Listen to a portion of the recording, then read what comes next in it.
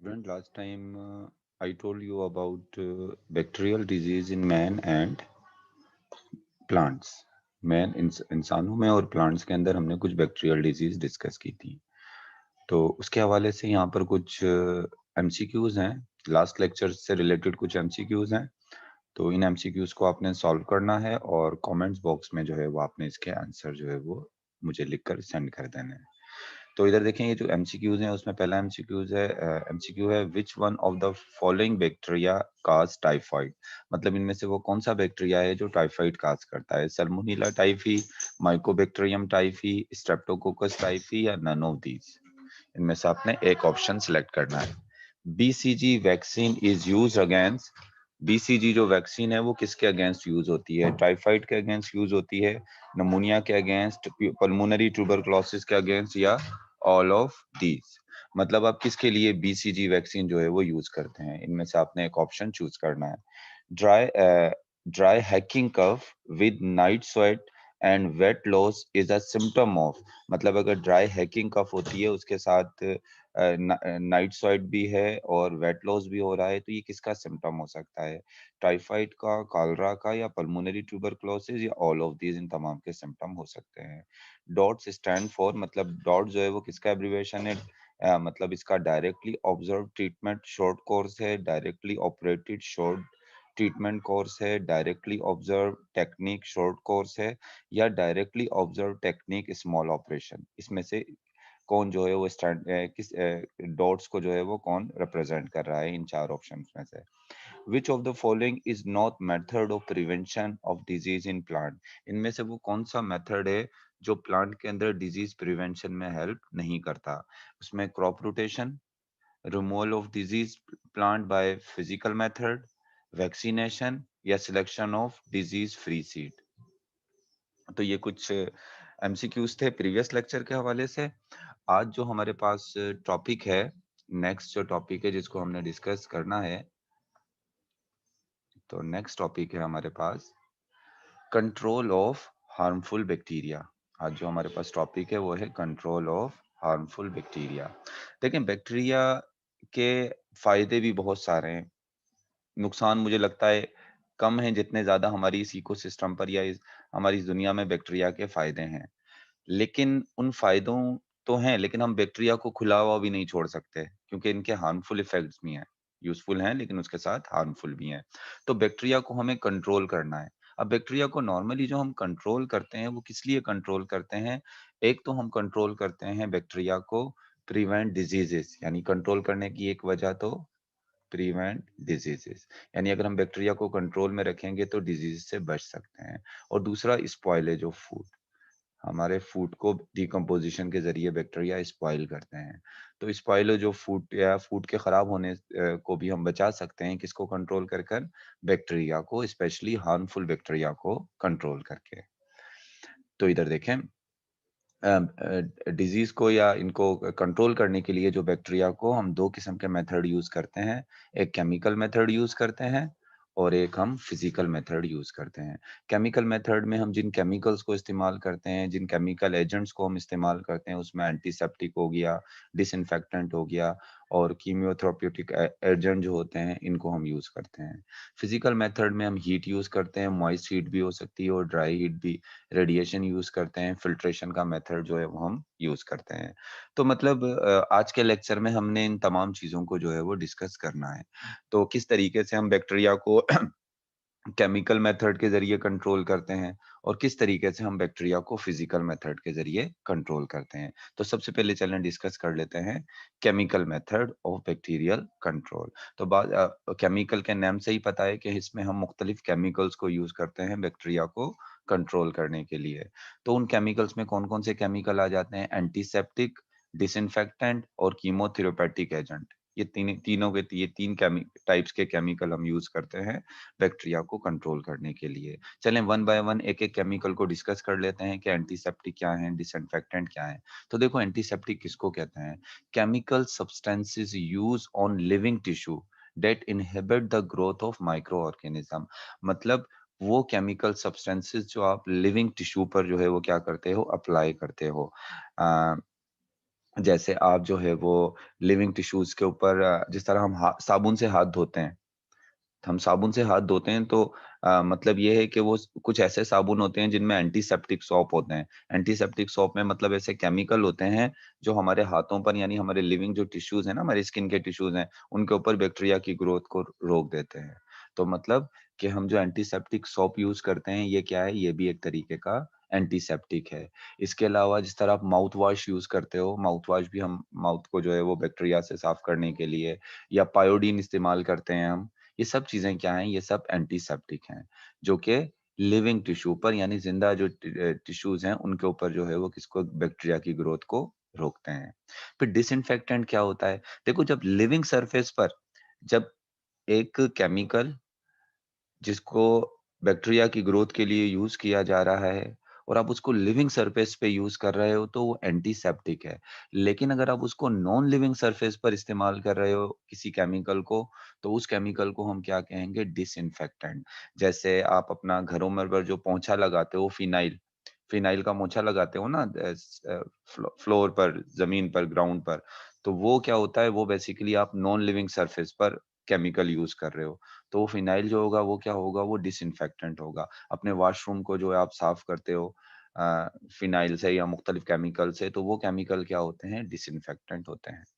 सही है? तो chemical inhibit the growth of bacterial vegetative cell and are used on a non living material. मतलब वो chemical जो इनहिबिट कर देते हैं किसकी? बैक्टीरियल के vegetative bacterial cell. Vegetative cell bacterial vegetative cell का मतलब क्या है? ऐसा बैक्टीरिया जो बिल्कुल जिसका सेल बिल्कुल मैच्योर हो जाता है, वो रिप्रोडक्शन के काबिल हो जाता है, तो उसको कहते हैं वेजिटेटिव सेल। बैक्टीरिया का वो कौन-सा सेल होगा? Vegetative cell.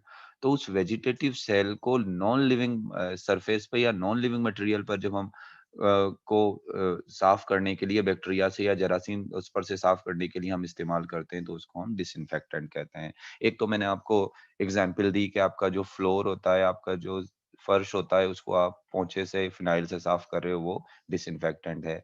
बाज़ दफ़ा हम लैबोरेटरी के अंदर जो अपैरेटस होते हैं, ग्लास अपैरेटस होते हैं, या जिस तरह टेस्ट ट्यूब्स हो गईं और इस तरह के मुख्तलिफ इनको भी हम अल्कोहल से धोते हैं या इनको केमिकल से, तो वो भी क्या होते हैं? वो भी डिसइन्फेक्टेंट होते हैं। देखो डिसइन्फेक्टेंट ज़्यादातर ऑक्सीडाइजिंग एंड रिड्यूसिंग एजेंट होते हैं। डिसइन्फेक्टेंट ज़्यादातर क्या होते हैं? ऑक्सीडाइजिंग और रिड्यूसिंग एजेंट। देखो ऑक्सीडाइजिंग क्या होता है? बैक्टीरिया के अंदर कोई एंजाइम्स हैं या कोई प्रोटीन्स हैं, अगर वो ऑक्सीडाइज़ हो जाएँ, तो भी वो अपना काम करना छोड़ देते हैं और बाज़ ऐसे भी कुछ केमिकल्स होते हैं कि अगर वो रिड्यूस हो जाएँ, तो भी अपना काम छोड़ देते हैं। ऑक्सीडेशन और रिडक्शन का प्रोसेस आपको पता होगा, किसी कंपाउंड के साथ ऑक्सीजन ऐड करना है या किसी कंपाउंड से इलेक्ट्रॉन रिमूव हो रहा है या हाइड्रोजन रिमूव हो रहा है, इसको हम ऑक्सीडेशन कहते हैं। तो जब बैक्टीरिया के अंदर केमिकल की ऑक्सीडेशन हो जाएगी या रिडक्शन हो जाएगी किसी कंपाउंड के साथ हाइड्रोजन ऐड हो रहा है, इसको हम क्या कहेंगे? इसको हम रिडक्शन कहेंगे। तो उसकी वजह से कंपाउंड की केमिकल कंपोज़िशन चेंज होगी, जिसकी वजह से बैक्टीरिया क्या हो जाएगा? जिसकी वजह से बैक्टीरिया जो है वो किल हो जाएगा। तो मतलब ये है कि हम जो है वो जो डिसइन्फेक्टेंट यूज़ करते हैं, वो डिसइन्फेक्टेंट या तो जो है वो केमिकल एजेंट्स होते हैं या या तो वो ऑक्सीडाइजिंग एजेंट्स होते हैं या फिर वो किस तरह के एजेंट्स होते हैं? वो केमिकल एजेंट्स होते हैं। अब इसमें जो है वो ऑक्सीडाइजिंग एजेंट्स और केमिकल रिड्यूसिंग एजेंट्स के अंदर कौन-कौन से आ जाते हैं? डिसइन्फेक्टेंट की एग्ज़ाम्पल में हैलोजेन्स आ जाते हैं। क्लोरीन, फ्लोरीन ये सारे हैलोजेन्स आ जाएँगे, फिनोल आ जाएगा इसकी एग्ज़ाम्पल में, हाइड्रोजन पेरोक्साइड भी इसकी एग्ज़ाम्पल में आ जाएगा, potassium permanganate, alcohol and formaldehyde. ये तमाम क्या हैं? ये तमाम के तमाम जो हैं डिसइन्फेक्टेंट हैं। अच्छा कुछ चीज़ें ऐसी होती हैं जिनको हम डिसइन्फेक्टेंट के तौर पे भी यूज़ करते हैं, जैसे अल्कोहल है, अल्कोहल को हम डिसइन्फेक्टेंट के तौर पे भी यूज़ कर सकते हैं। अल्कोहल को हम एंटीसेप्टिक के तौर पे भी यूज़ कर सकते हैं। मतलब इसको लिविंग टिश्यू पर भी यूज़ किया जा सकता है और किस पर इस्तेमाल किया जा सकता है? नॉन लिविंग मटेरियल पर भी इस्तेमाल किया जाता है। जैसे हमारे हाथों को जो हम सैनिटाइज़ करते हैं, सैनिटाइज़र जो होता है उसमें भी अल्कोहल मौजूद होता है। इसके बाद कीमोथेरेपेटिक एजेंट हैं। कीमोथेरेप्यूटिक एजेंट जो हैं बेसिकली केमिकल्स होते हैं या एंटीबायोटिक होते हैं। स्पेशली हम बात करते हैं इनमें एंटीबायोटिक्स की। दैट किल और stop the growth of bacteria and microbes in living tissue. अब इधर देखो ये एक पर्सन है ये एक पर्सन है। अब मिसाल के तौर पे इसके सरफेस के ऊपर कोई बैक्टीरिया मौजूद हैं। तो इसके सरफेस पे जो बैक्टीरिया मौजूद है उसको हम किससे किल करेंगे या उसकी ग्रोथ को किससे इनहिबिट करेंगे? एंटी सेप्टिक से। किससे किल करेंगे? एंटीसेप्टिक से। इसके अलावा अगर इसके सराउंडिंग में कोई इसके सराउंडिंग के अंदर कोई इसका मटेरियल मौजूद है, कोई इस तरीके से विंडोज हैं, अब अगर इस पर कोई बैक्टीरिया मौजूद हैं तो उनको हम किससे किससे जो है उसकी ग्रोथ को इनहिबिट करेंगे? उसको करेंगे डिसइंफेक्टेंट से।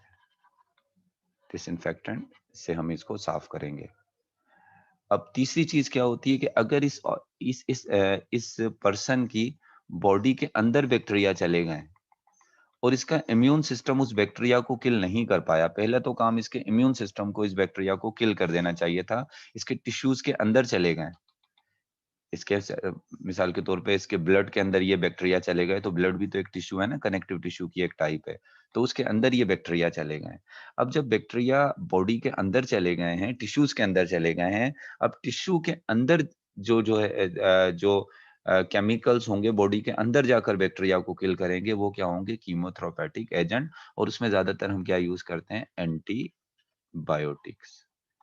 क्या यूज की जाएंगी? एंटीबायोटिक। वो जो एंटीबायोटिक्स हम खाते हैं, वो एंटीबायोटिक्स जो है वो बैक्टीरिया को अंदर से क्या कर बैक्टीरिया को या कोई भी माइक्रो ऑर्गेनिज्म है जो नुकसान कर रहे हैं, उनको क्या करती हैं? उनको टिश्यूज के अंदर जो है वो किल करती हैं। एंटीबायोटिक्स में जिन एंटीबायोटिक का नाम दिया है, जैसे सल्फोनेमाइड है, टेट्रासाइक्लिन है, पेनिसिलिन है। अच्छा देखो, यहाँ पर एक बात कर रहा है कि ये एंटीबायोटिक जो होती हैं किल और stop the growth of bacteria. मिसाल के तौर पे अगर हम टेट्रासाइक्लिन की बात करें, तो ये बॉडी के अंदर जो बैक्टीरिया होते हैं उनको किल कर देते हैं। आपको पता है बैक्टीरिया को एंटीबायोटिक जब किल करती है तो वो बैक्टीरिया के किसी ना किसी मेजर ऑर्गन पर अटैक करती है, या तो सेल वॉल पर, मेजर पार्ट पर अटैक करती है, सॉरी, या तो सेल वॉल पर या सेल मेम्ब्रेन पर या इसकी बायोसिंथेटिक मशीनरी पर। कोई भी चीज ऐसी इंपॉर्टेंट पार्ट इसका खत्म हो जाएगा तो बैक्टीरिया किल हो जाएगा।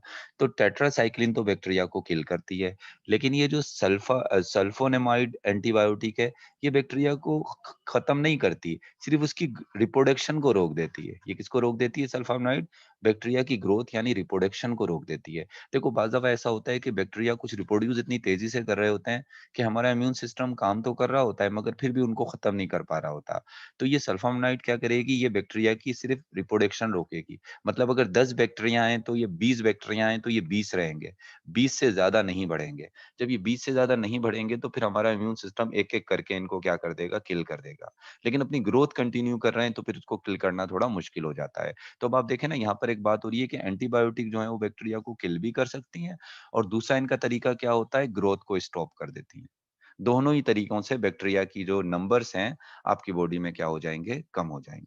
तो मेरे ख्याल से आपको क्लियर हो चुका होगा कि डिसइंफेक्टेंट, एंटीसेप्टिक और एंटीबायोटिक में क्या तीनों के तीनों केमिकल्स हैं, लेकिन इन केमिकल्स के अंदर फर्क क्या है। बात हमने कर ली थी कि अगर लिविंग लिविंग सरफेस पर कोई केमिकल यूज किया जाएगा बैक्टीरिया को किल करने के लिए तो उसको एंटीसेप्टिक कह रहे हैं। अगर नॉन लिविंग मटेरियल पर यूज किया जाएगा तो उसको डिसइंफेक्टेंट कह रहे हैं। और बॉडी के टिश्यू के अंदर बैक्टीरिया को किल करने के लिए इस्तेमाल किया जाएगा तो उसको हम कीमोथेरापेटिक एजेंट कह रहे हैं। कीमोथेरापेटिक थेरेपेटिक एजेंट में सबसे ज्यादा हम किसको इस्तेमाल करते हैं? एंटीबायोटिक्स को। तो ये तो हमने बात कर ली किसकी? ये हमने बात कर ली कौन से मेथड की? ये हमने बात कर ली केमिकल मेथड की। अब बात कर लेते हैं फिजिकल मेथड्स की। वो फिजिकल मेथड्स कौन-कौन से हैं जिनको इस्तेमाल कर कर हम बैक्टीरिया की ग्रोथ को जो है वो क्या कर सकते हैं? कंट्रोल कर सकते हैं। देखो फिजिकल मेथड में कौन से एजेंट होते हैं? Physical agent. और फिजिकल एजेंट कौन-कौन से हो सकते हैं? हीट, रेडिएशन, फिल्ट्रेशन, ये सब क्या है? ये सब फिजिकल मेथड है। सही ना? सबके फिजिकल एजेंट हैं। और जब हम फिजिकल एजेंट को इस्तेमाल करते हैं तो इसको हम कह रहे हैं physical method to control bacteria. और ये जितने भी फिजिकल मेथड हैं बैक्टीरिया को कंट्रोल करने के लिए, इनके लिए एक हम टर्म इस्तेमाल करते हैं, स्टेरिलाइजेशन प्रोसेस। इसको हम क्या कहते हैं? इसको हम कहते हैं स्टेरिलाइजेशन प्रोसेस। तो स्टेरिलाइजेशन प्रोसेस क्या है? Sterilisation process is the process in which physical agent are used to control bacteria. Bacteria को कंट्रोल करने के लिए जब हम फिजिकल एजेंट्स को यूज करते हैं तो इसको हम क्या कहते हैं? इसको हम कहते हैं स्टेरिलाइजेशन। ये फिजिकल एजेंट के अंदर जो है वो स्टीम भी हो सकता है, भाप भी हो सकती है, ड्राई हीट भी हो सकती है, गैस भी हो सकती है, फिल्ट्रेशन भी हो सकता है, रेडिएशन भी हो सकते हैं। ये तमाम के तमाम जो जितने भी मेथड हम यूज कर रहे हैं, इनको हम फिजिकल मेथड कहेंगे या इसको हम कहेंगे स्टेरिलाइज। और वो जो प्रोसेस है उसको हम क्या कहेंगे, उसको हम स्टेरिलाइजेशन प्रोसेस कहते हैं। This process is used to sterilise surgical apparatus, यानी सर्जिकल apparatus को जो है वो स्टेरिलाइज करने के लिए इस प्रोसेस को हम इस्तेमाल करते हैं। सर्जिकल apparatus क्या होते हैं, जिस तरीके से हम अपने जो है वो डेंटिस्ट मटेरियल जो apparatus यूज करते हैं दांतों के लिए, या सर्जरी के लिए जो apparatus यूज करते हैं, अगर apparatus बहुत ज्यादा महंगे हैं तो वो बार बार तो खरीदे नहीं जा सकते, तो एक पेशेंट पे उन apparatus को इस्तेमाल करने के बाद फिर उनको स्टेरिलाइज किया जाता है। स्टेरिलाइज का मतलब क्या होता है, जरासीम से उसको बिल्कुल पाक कर देना। और स्टेरिलाइजेशन का जो प्रोसेस होता है, उसमें हर किस्म के माइक्रोब्स या हर किस्म की लाइफ जो है वो उस चीज पर से खत्म हो जाएगी। मिसाल के तौर पे एक नीडल है ये, अगर मैं इस नीडल को स्टेरिलाइज कर दूं, हीट के जरिए करूं या रेडिएशन के जरिए करूं, तो क्या होगा, उस पे से ही जितने भी तमाम फॉर्म ऑफ लाइफ है इसके ऊपर, बैक्टीरिया हो, चाहे वायरस हो या कोई दूसरे माइक्रोब्स हो, वो तमाम के तमाम इस पे से क्या हो जाएंगे, खत्म हो जाएंगे। तो फिजिकल मेथड के अंदर जो फिजिकल मेथड हमने डिस्कस करने हैं, उसमें हीट है, रेडिएशन है और फिल्ट्रेशन है। वन बाय वन इसको हम डिस्कस करते जाते हैं। सबसे पहले हीट। हीट का मतलब यहाँ पर हाई टेम्परेचर। टेम्परेचर बहुत ज्यादा हो जाता है ना जब हीट होती है। High temperature is use in microbiological lab to control bacteria. Normally हम हाई टेम्परेचर को यूज करते हैं माइक्रोबायोलॉजिकल लैब में किसी चीज को कंट्रोल करने के लिए, बैक्टीरिया को। लेकिन सिर्फ माइक्रोबायोलॉजिकल लैब में नहीं, अपनी आम जिंदगी में भी हम बहुत सारी जगहों पर हीट को जो है वो यूज करते हैं बैक्टीरिया को कंट्रोल करने के लिए। दो किस्म की हीट होती है, एक ड्राई हीट होती है और एक मॉइस्ट हीट होती है। अब ड्राई हीट क्या बेसिकली होता है और मॉइस्ट हीट क्या होती है, इधर देखो। मिसाल के तौर पे ये आग है, इस आग में किसी चीज को आपने गर्म कर लिया डायरेक्ट, तो ये कौन सी हीट हो गई, ये हो गई ड्राई हीट। ये क्या हो गई, ये ड्राई हीट हो गई, डायरेक्ट आप हीट दे रहे हो आग से। अब आपने क्या किया, ये पानी है, इस पानी के बॉईल हुआ ये पानी, इस पानी के अंदर कोई चीज रखी, नीचे आग जला दी। अब डायरेक्ट आप इस आग पर आपने उस चीज को नहीं रखा हुआ, पानी के अंदर इस चीज को आप, या पानी में से जो भाप निकल रही है इस पर इस चीज को रखा हुआ है, तो इस हीट को हम क्या कहेंगे, मॉइस्ट हीट। डायरेक्ट आग में किसी चीज को जला देना वो क्या है, वो ड्राई हीट है। और आप उसमें से स्टीम जो आती है, जो भाप निकल रही है, या जो पानी है, पानी से जो आप उसको, तो वो कौन सी वाली हीट होगी, वो होगी मॉइस्ट हीट। ऐसे मिसाल के तौर पे मैं आपको एग्जांपल देता हूँ, अंडा होता है ना, अंडे को डायरेक्ट आग में रख दो तो वो जल जाएगा अंडा। लेकिन अंडे को पानी के अंदर रखोगे तो वो क्या होगा, वो बॉईल होगा, वो कोगुलेट हो जाएगा, उसके अंदर का जो व्हाइट होगा, सफेदी जो होती है वो कोगुलेट हो जाती है, वो जम जाती है। तो मतलब दोनों हीट का असर अलग-अलग होता है। किसी भी ऑर्गेनिक मटेरियल पर ड्राई हीट का असर अलग होता है और मॉइस्ट हीट का असर जो है वो क्या होता है, अलग होता है। अच्छा, अब इधर देखो, ड्राई हीट क्या काज करती है, dry heat cause oxidation of structural constituent of bacteria. यानी डायरेक्ट अगर आप ड्राई हीट दोगे तो उससे क्या होगा, बैक्टीरिया के जो स्ट्रक्चर्स हैं, मिसाल के तौर पे उसके प्रोटीन्स हो गए जो उसकी स्ट्रक्चर बना रहे हैं, कार्बोहाइड्रेट जो उसकी स्ट्रक्चर बना रहे हैं, उनकी क्या हो जाएगी, ऑक्सीडेशन हो जाएगी। जब उनकी ऑक्सीडेशन हो गई, जब कोई चीज जलती है, ऑक्सीजन की प्रेजेंस में जलती है ना, कोई भी चीज जलती है तो उसके जलने का प्रोसेस क्या कहलाएगा, वो ऑक्सीडेशन ही तो कहलाएगा। कि उसकी क्या हो जाएगी, वो उसकी ऑक्सीडेशन हो जाएगी। और ऑक्सीडेशन के बाद उनकी स्ट्रक्चर जो है वो क्या हो जाएगी, उनकी स्ट्रक्चर खराब हो जाएगी। और बैक्टीरिया क्या हो जाएगा, बैक्टीरिया या कोई भी माइक्रो ऑर्गेनिज्म किल हो जाएगा। अच्छा, मॉइस्ट हीट क्या करती है, moist heat destroy functional protein. देखो, ड्राई हीट तो स्ट्रक्चर डिस्ट्रॉय कर देती है, स्ट्रक्चरल प्रोटीन डिस्ट्रॉय कर देती है। लेकिन मॉइस्ट हीट जो है वो कौन से वाले प्रोटीन को डिस्ट्रॉय करती है, फंक्शनल प्रोटीन, जैसे एंजाइम हो गए। और ये ज्यादातर क्या काज करती है, कोगुलेशन। अब मैं मिसाल आपको दूं तो इस तरह से मिसाल दे सकता हूँ, जैसे अंडा होता है ना, अनबॉइल्ड एग, अन अनबॉइल्ड एग के अंदर जो अंडे की जो सफेदी होती है, ये जो व्हाइट है, जिसको व्हाइट, इसको आप क्या कहते हो, सफेदी, ये कलरलेस होती है। अब आप क्या करो, इस अंडे को बॉईल करो। जब आप इस अंडे को बॉईल करते हैं तो इसके अंदर की जो सफेदी होती है वो कोगुलेट हो जाती है, ऐसे जम जाती है और व्हाइट कलर की हो जाती है। सही है ना। अब आपने इसको मॉइस्ट हीट दी आपने, क्योंकि उसको आप पानी के अंदर बॉईल किया है ना। लेकिन अगर आप डायरेक्ट इसको बॉईल कर देते हैं ना, ऐसे डायरेक्ट इसको गर्म करते, तो ये जल जाता, यानी इसकी ऑक्सीडेशन हो जाती। लेकिन यहाँ पर क्या हुआ है, जब आपने इसको मॉइस्ट हीट दी है, तो इसकी क्या हो गई, व्हाइट जो प्रोटीन था इसका, एल्ब्यूमिन कहते हैं ना व्हाइट प्रोटीन, उसकी कोगुलेशन हो गई। वो कोगुलेट हो गया, जम गया। और आपको पता है जितने भी एंजाइम होते हैं, जब वो जम जाते हैं, जब उनको वाटर नहीं मिलता, तो वो काम नहीं करते। अब इसके अंदर से वो बिल्कुल ये सॉलिड हो गया, अब इसके अंदर वाटर है ही नहीं, लिक्विड मीडियम है ही नहीं, तो एंजाइम काम नहीं करेंगे। तो अगर आप बैक्टीरिया को मॉइस्ट हीट दोगे और उसके अंदर के एंजाइम कोगुलेट हो जाएंगे, तो भी बैक्टीरिया जो है खत्म हो जाएंगे, क्योंकि उनके एंजाइम्स काम नहीं करेंगे। तो इतना डिटेल में तो आपकी बुक में यहाँ नहीं बताया गया है ड्राई हीट या मॉइस्ट हीट, ये मैंने थोड़ा आपको समझाने के लिए बता दिया कि हीट जो है वो ड्राई हीट नाम यूज किया गया है, ड्राई हीट का नाम यूज किया गया है, मॉइस्ट हीट की जगह पर स्टीम स्टीम का लफ्ज इस्तेमाल किया गया है। तो ये दोनों चीजें जो हैं वो हीट के हवाले से थी। अब इसके बाद नेक्स्ट जो हमारे पास है फिजिकल एजेंट, वो है radiation. Certain electromagnetic radiation, electromagnetic radiation जिस तरीके से आपको पता है एक्स रेज और गामा रेज। तो ऐसी इलेक्ट्रोमैग्नेटिक रेडिएशन जिनकी वेवलेंथ 300 नैनोमीटर से कम हो। आपको इस बात को पता होना चाहिए कि जितनी ज्यादा वेवलेंथ कम होती है, उतनी ही ज्यादा एनर्जी होती है उस रेज में, उस रेडिएशन, जितनी ज्यादा रेडिएशन में वेवलेंथ कम होगी, उतनी ज्यादा एनर्जी होगी। तो 300 नैनोमीटर या 300 नैनोमीटर या 300 नैनोमीटर से जो कम वाली जो रेडिएशन है, तो इनमें एनर्जी ज्यादा होती है और इनको हम माइक्रो ऑर्गेनिज्म को किल करने के लिए इस्तेमाल करते हैं। और सबसे ज्यादा जो एनर्जी जिस इलेक्ट्रोमैग्नेटिक रेडिएशन में होती है, वो है गामा रेस। गामा रेस के बाद फिर एक्स रेज आती हैं। तो हम ज्यादातर बैक्टीरिया को किल करने के लिए या स्टरलाइजेशन प्रोसेस में किसको इस्तेमाल करते हैं, गामा रेस को इस्तेमाल करते हैं। अक्सर हॉस्पिटल्स के जो रूम्स होते हैं, उनको खाली कराकर उन पर ये गामा रेज स्प्रे किए जाते हैं, ताकि वहां पर जो है वो क्या हो, बैक्टीरिया को हम वहां से खत्म कर सकें। तो मतलब रेडिएशन का जो प्रोसेस है, ये फिजिकल या स्टरलाइजेशन के प्रोसेस में आ जाएगा। अच्छा, इसके बाद एक और तरीका है जिसको हम कहते हैं फिल्ट्रेशन।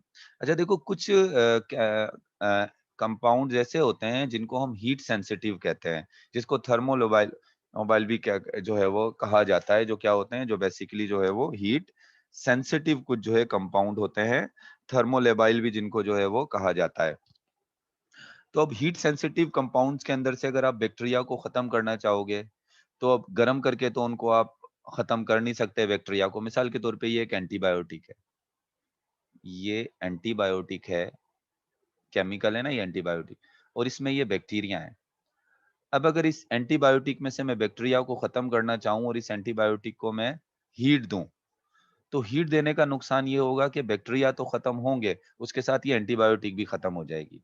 तो इसका मतलब इसकी स्टरलाइजेशन हम हीट के जरिए नहीं कर सकते। तो इसका तरीका सिंपल ये होता है कि आप इसकी फिल्ट्रेशन कर लें। आपको पता है कि एक पोर्सिलीन फिल्टर पेपर होता है। अगर पोर्सिलीन फिल्टर पेपर से मैं इस एंटीबायोटिक को छान लूंगा, फिल्टर कर लूंगा, तो एंटीबायोटिक तो इस नीचे वाली टेस्ट ट्यूब में चली जाएगी। एंटीबायोटिक कहाँ चली जाएगी, नीचे वाली टेस्ट ट्यूब में चली जाएगी। लेकिन एंटीबायोटिक तो नीचे वाली टेस्ट ट्यूब में चली जाएगी, लेकिन बैक्टीरिया ऊपर ही रह जाएंगे, इस पोर्सिलिन फिल्टर पेपर के पोर से नहीं गुजर पाएंगे। तो कुछ हीट सेंसिटिव कंपाउंड होते हैं जिनको हम हीट के जरिए किल नहीं कर सकते। तो उनके लिए हम क्या यूज करते हैं, उसके लिए हम फिल्ट्रेशन का तरीका इस्तेमाल करते हैं। उनमें कौन कौन से कंपाउंड आ जाते हैं, एंटीबायोटिक्स आ जाती हैं, हार्मोन्स आ जाते हैं, सीराज आ जाते हैं, जो सीरम होता है हमारा ब्लड का सीरम। आपको पता होगा कि जब ब्लड का जो प्लाज्मा होता है, उसमें से जब हम कोगुलेट क्लोटिंग प्रोटीन निकाल देते हैं, तो उसको फिर हम क्या कहते हैं, उसको हम सीरम कहते हैं। तो उन सीरम को भी जो है वो आप हीट के जरिए जो है वो फिल्टर या स्टरलाइज नहीं कर सकते। इसके लिए हम फिल्टराइजेशन का तरीका इस्तेमाल करते हैं, sterilise by means of membrane filter, यानी कोई मेम्ब्रेन ऐसी इस्तेमाल करते हैं, जैसे पोर्सिलीन फिल्टर पेपर को भी हम यूज कर लेते हैं, किसके लिए, इन चीजों को फिल्टर करने के लिए। तो यहाँ तक तो हमने बात कर ली किसकी, कंट्रोल ऑफ बैक्टीरिया की बात करी। कंट्रोल ऑफ बैक्टीरिया में पहले केमिकल कंट्रोल की बात कर ली। तो अभी देखें, यहाँ पर मैंने आपको बताया था बैक्टीरिया को हम कंट्रोल कर सकते हैं एक केमिकल मेथड के जरिए और एक फिजिकल मेथड के जरिए। केमिकल मेथड में एंटीसेप्टिक जो है वो हम इस्तेमाल करते हैं, बेसिकली डिसइंफेक्टेंट इस्तेमाल करते हैं, और इसके अलावा कीमोथेरेपेटिक एजेंट भी जो है हम इस्तेमाल करते हैं। अगर हम एंटीसेप्टिक की बात करें, वो पर्सन, वो साइंटिस्ट जिसने सबसे पहले जो एंटीसेप्टिक इस्तेमाल की थी, वो था जोसेफ लिस्टर। जोसेफ लिस्टर ये पहला साइंटिस्ट था जिसने सबसे पहले एंटीसेप्टिक को जो है वो यूज़ किया था। एंटीसेप्टिक मैंने आपको बताया था लिविंग सरफेस सरफेस पे यूज़ होती हैं, डिसइंफेक्टेंट नॉन लिविंग सरफेस पे यूज़ होती हैं और कीमोथेराप्यूटिक एजेंट यानी एंटीबायोटिक जो हैं वो बॉडी टिश्यू में जो है वो बैक्टीरिया को खत्म करने के लिए इस्तेमाल होते हैं। फिजिकल मेथड में मैंने आपको हीट बता दिया, एक मॉइस्ट हीट होती है, एक ड्राई हीट होती है, रेडिएशन कौन-सी रेडिएशन को हम इस्तेमाल करते हैं, गामा रेज़ को इस्तेमाल करते हैं। फ़िल्ट्रेशन मैंने आपको बता दिया कि ऐसे कंपाउंड जो हीट के ज़रिए या रेडिएशन से सेंसिटिव होते हैं, तो उनको फिर जो है वो हम बैक्टीरिया से पाक करने के लिए या स्टरलाइज़ेशन के लिए जो है वो क्या यूज़ करते हैं, फ़िल्ट्रेशन मेथड यूज़ करते हैं। अच्छा, इसके बाद आपकी बुक में एक चीज़ दी हुई है एक और टेक्निक जो यहाँ पर बताई गई है वो है पास्चराइज़ेशन। तो पास्चराइज़ेशन बेसिकली होता क्या है? Pasteurisation is a process to kill micro organism by heating at temperature enough to kill non spore forming bacteria. यानी पास्चराइज़ेशन का प्रोसेस जो है इसमें भी हम क्या करते हैं, इसमें भी माइक्रो ऑर्गेनिज़्म को किल करते हैं एट टेम्परेचर। इतने टेम्परेचर पर हम उसको किल करते हैं कि नॉन स्पोर फॉर्मिंग बैक्टीरिया जो हैं उसमें से खत्म हो जाएँ। अब आपको पता है कि एक बैक्टीरिया होते हैं जो स्पोर फॉर्मिंग होते हैं। मिसाल के तौर पे अगर हम हाई टेम्परेचर उन बैक्टीरिया को दें, तो वो अपने आप को किसमें कन्वर्ट कर लेंगे? स्पोर में, एंडोस्पोर के अंदर अपने आप को कन्वर्ट कर लेंगे। सही है ना? अगर हम उनको ज़्यादा हीट दें, तो ऐसे बैक्टीरिया को तो आप हीट के ज़रिए खत्म कर ही नहीं सकते हो, क्योंकि वो अपने आप को किसमें कन्वर्ट कर लेंगे? वो स्पोर में कन्वर्ट कर लेंगे। लेकिन ऐसे बैक्टीरिया जो स्पोर में कन्वर्ट नहीं हो सकते, नॉन स्पोर फॉर्मिंग जो बैक्टीरिया होते हैं, उनको एक हम ख़ास टेम्परेचर देकर जो है वो खत्म कर सकते हैं और इस प्रोसेस को हम क्या कहते हैं? पास्चराइज़ेशन कहते हैं। मिसाल के तौर पे ये मिल्क है, अक्सर आपने देखा होगा दूध को मिल्क को जो है वो हम अ, सही रखने के लिए, फटने से बचने के लिए हम क्या करते हैं, इसको हम गरम करते हैं। तो जब आप इस मिल्क को गरम करते हो, तो उसमें से जो नॉन स्पोर फॉर्मिंग बैक्टीरिया होते हैं, वो क्या हो जाते हैं, वो खत्म हो जाते हैं। तो इस वजह से दूध फिर खराब नहीं होता। तो पास्चराइज़ेशन का प्रोसेस आप किसके लिए यूज़ करते हो? तो milk is pasteurised by heating at 71। अगर आप मिल्क को पास्चराइज़ करना चाहते हो, तो उसको 71 डिग्री फॉर 15 सेकंड, 15 सेकंड तक 71 डिग्री सेल्सियस तक आप इसको गरम करें या फिर 62 डिग्री सेल्सियस पर आप इसको गरम करेंगे 32 मिनट तक। आप आपके घर में भी जो मिल्क आता है आप उसको बॉयल करते हो ना, तो वो बॉयल करना बेसिकली एक तरीके से आप एक पास्चराइज़ेशन का ही प्रोसेस क्या कर रहे हो, इस्तेमाल कर रहे हो। इसको पास्चराइज़ेशन का प्रोसेस क्यों कहते हैं? लुईस पास्चर ने इसको इंट्रोड्यूस कराया था। लुईस पास्चर ने इस तरीके को इंट्रोड्यूस कराया था, इस वजह से इसका नाम रखा गया है पास्चराइज़ेशन। अच्छा, प्रिजर्वेशन ऑफ फूड यानी खानों को हम किस तरीके से प्रिजर्व कर सकते हैं, महफूज कर सकते हैं। खानों को महफूज करने का तरीका क्या है? By keeping it at temperature between 10 to 50 degree Celsius. या तो हम खानों को महफूज कैसे कर सकते हैं कि हम उनको कितने टेम्परेचर पे रखें, 10 टू 15 डिग्री सेल्सियस टेम्परेचर पर। अक्सर bacteria 10 to 15 degree Celsius temperature पर अपनी ग्रोथ इतनी ज़्यादा नहीं करते। जिस तरह हमारा जो फ्रिज होता है, फ्रिज का जो नीचे वाला पोर्शन होता है, तो उसका जो टेम्परेचर होता है हम ज़्यादातर 10 और 15 डिग्री सेल्सियस तक होता है या उससे भी थोड़ा कम कर लेते हैं। तो उस टेम्परेचर पर जो है वो हम फूड को जो है वो कुछ टाइम के लिए क्या कर सकते हैं, जो है वो महफूज़ कर सकते हैं। मिल्क हो गया, वेजिटेबल्स हो गई, मीट हो गया, इसको हम जो है वो 15 से 10 से 15 डिग्री सेल्सियस पर रखकर कुछ टाइम के लिए, ज़्यादा टाइम के लिए नहीं, कुछ टाइम के लिए हम फूड को प्रिज़र्व कर सकते हैं या महफूज़ कर सकते हैं। अगर और मज़ीद ज़्यादा टाइम के लिए आप फूड को प्रिज़र्व करना चाह रहे हो, महफूज़ करना चाह रहे हो, तो food can frozen at -10 and -18 degree Celsius for several week and several month. अगर आप बहुत हफ्तों तक या कई महीनों तक जो है वो अपने जो है वो खाने को आप महफूज़ करना चाह रहे हो, तो माइनस डिग्री सेल्सियस जो आपका डीप फ्रीज़र होता है, जो ऊपर की तरफ जो डीप फ्रीज़र होता है, उसमें जो है वो माइनस डिग्री जो है वो टेम्परेचर होता है। तो उसकी वजह से उसमें जो है वो आप खाने को या मीट हो गया या वेजिटेबल्स हो गई, उसको ज़्यादा अरसे तक आप क्या कर सकते हो, आप उसको जो है वो महफूज़ कर सकते हो। आपने देखा होगा अक्सर सुपरमार्केट पर जो है फ्रोज़न फूड फूड मिलते हैं। फ्रोज़न फूड का मतलब ही क्या होता है, उनको उन्होंने जो है वो -10 और -18 डिग्री सेल्सियस पर जो है वो रखा हुआ होता है। इसका एक और तरीका क्या है फूड को प्रिज़र्व करने का, फूड इज़ डिहाइड्रेटेड। आप चीज़ों को सुखा लो, सुखाने के बाद भी अक्सर आप देखा होगा कुछ सब्जियाँ होती हैं, अगर आप उनको ड्राई करके रख लो, कुछ फ्रूट्स होते हैं अगर आप उनको ड्राई कर लो, तो उससे हम क्या कर सकते हैं, उससे भी हम उनको जो है वो प्रिज़र्व कर सकते हैं। जैसे क्या वो होते हैं आम होता है, आम के छोटे-छोटे उसके आम जब कच्चा होता है उसके छोटे-छोटे पीस धूप में सुखा लेते हैं, तो उससे जो है वो क्या हो जाता है, वो डिहाइड्रेशन के बाद महफूज़ हो जाता है। या मिल्क मीट जो होता है, गोश्त को भी सुखाते हैं, मछलियों को कुछ लोग मछली के गोश्त को सुखा लेते हैं, मिल्क को सुखा लेते हैं, तो ड्राइड मिल्क जो होता है, वो सूखा हुआ दूध जो होता है, तो उससे भी जो है हम उसको प्रिज़र्व कर सकते हैं। तो डिहाइड्रेशन से असल में होता क्या है, जब किसी चीज़ में पानी नहीं होगा, जब कोई चीज़ डिहाइड्रेटेड हो जाएगी, उसमें पानी नहीं होगा तो बैक्टीरिया ग्रो नहीं करेंगे। तो food is dehydrated so that in dry condition bacteria में नॉट ग्रो। जब चीज़ ड्राई होती है तो बैक्टीरिया उसमें ग्रो नहीं करते, क्योंकि हर लिविंग ऑर्गेनिज्म को ग्रो करने के लिए किसकी ज़रूरत है? पानी की ज़रूरत होती है। अच्छा, इसके अलावा adding preservative to inhibit the growth of bacteria, बहुत कुछ केमिकल्स होते हैं जिनको हम प्रिजर्वेटिव कहते हैं या प्रिजर्वर कहते हैं, जो कि बैक्टीरिया की ग्रोथ को जो है वो रोक देते हैं। अक्सर आपको जो डिब्बों में जो दूध मिलते हैं, मिल्क मिलते के जो डिब्बे होते हैं, कैन फूड जो होता है, जो अक्सर डब्बों में आपको मिलता है कैन फूड, उसमें प्रिजर्वर मिलाए जाते हैं। प्रिजर्वेटिव मिलाए जाते हैं, कुछ केमिकल जो बैक्टीरिया की जो है वो ग्रोथ को क्या कर देते हैं, रोक देते हैं। Acid is added to lower pH, और कुछ ऐसे भी फूड होते हैं जिनको प्रिज़र्व करने के लिए हम उसमें एसिड ऐड करते हैं। जब एसिड ऐड हो जाता है तो पीएच कम हो जाती है और कम पीएच पे बहुत से बैक्टीरिया ग्रो नहीं करते। जिस तरीके से आपने देखा होगा सिरके का अचार, हम सिरके के अंदर अचार डालते हैं, तो वो सिरका क्या होता है, उसकी भी पीएच लो होती है, एसिटिक एसिड जो है, तो उसकी पीएच लो होती है तो उसकी उसमें भी बैक्टीरिया ग्रो नहीं कर पाते। कंटेंट ऑफ सॉल्ट और सोल्यूट, सॉल्ट या सोल्यूट हो गया या शुगर हो गई, वो इंक्रीज़ कर दिया जाता है सो दैट कुछ फूड के अंदर so that water in the food is not enough for bacterial growth. अब देखो जैम होता है, जो जैम होता है उसके अंदर शुगर बहुत ज़्यादा ऐड कर दी जाती है, या बहुत सारे जब आप क्या कहना चाहिए, अचार बना रहे होते हो, मुरब्बे बना रहे होते हो, तो उसमें बहुत सारी चीनी या सॉल्ट आप ऐड करते हो। तो उससे क्या होता है, जब आप सॉल्ट या चीनी ऐड करते हो, तो उससे वाटर पोटेंशियल बहुत ज़्यादा लो हो जाता है। जब वाटर पोटेंशियल बहुत लो हो जाता है तो बैक्टीरिया को ग्रो करने के लिए उसको इतना वाटर नहीं मिलता। यानी जब वाटर पोटेंशियल लो होगा तो बैक्टीरिया को पानी नहीं मिलेगा, बल्कि बैक्टीरिया के अंदर का पानी बाहर चला जाएगा, एक्सओस्मोसिस हो जाएगी।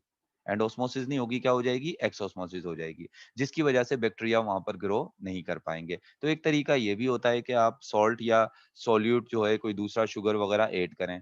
तो अक्सर हम जो अपने खानों के अंदर अक्सर जो इस्तेमाल किए जाते हैं, इसके अंदर जो होते हैं इनमें जो सॉल्ट यूज़ किया जाता है, जैसे अ, पोटेशियम मेटाबाइसल्फाइड यूज़ किया जाता है, पिकल्स हो गए, कैंडीज़ हो गई, जैम हो गए, breads are preserved by such method, इन तमाम को हम इस मेथड से प्रिज़र्व कर सकते हैं। तो देखिए, ये मैंने भी आपसे बात की कि फूड पास्चराइज़ेशन का तरीका तो मैंने आपको बताया कि आप हाई टेम्परेचर देकर नॉन स्पोर फॉर्मिंग बैक्टीरिया को जब किल करते हो तो उसको कह रहे हैं पास्चराइज़ेशन।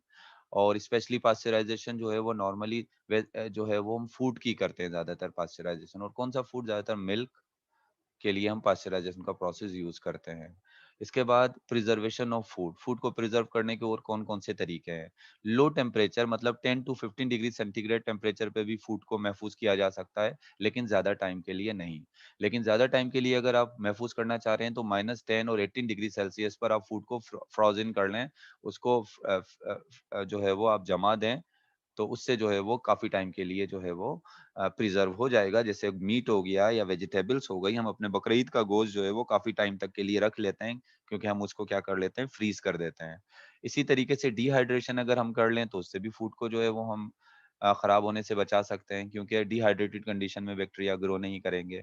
कुछ कैन फूड में प्रिज़र्वर इस्तेमाल करते हैं, कुछ फूड्स के अंदर पीएच लो कर दी जाती है प्रिज़र्व करने के लिए, कुछ के अंदर सॉल्ट ज़्यादा ऐड कर दिया जाता है। तो ये तमाम वो चीज़ें थी जिसके ज़रिए हम फूड को प्रिज़र्व कर सकते हैं। तो ये पूरा आपका जो है वो चैप्टर नंबर प्रोकैरियोट्स से रिलेटेड जितने भी आपके पीएमसी ने जो सिलेबस दिया था, वो तमाम सिलेबस के पॉइंट्स जो हैं, ये हम चैप्टर नंबर 6 यानी प्रोकैरियोट्स के कवर यहाँ पर कर चुके हैं। नेक्स्ट टाइम फिर हम स्टार्ट करेंगे बायो एनर्जेटिक।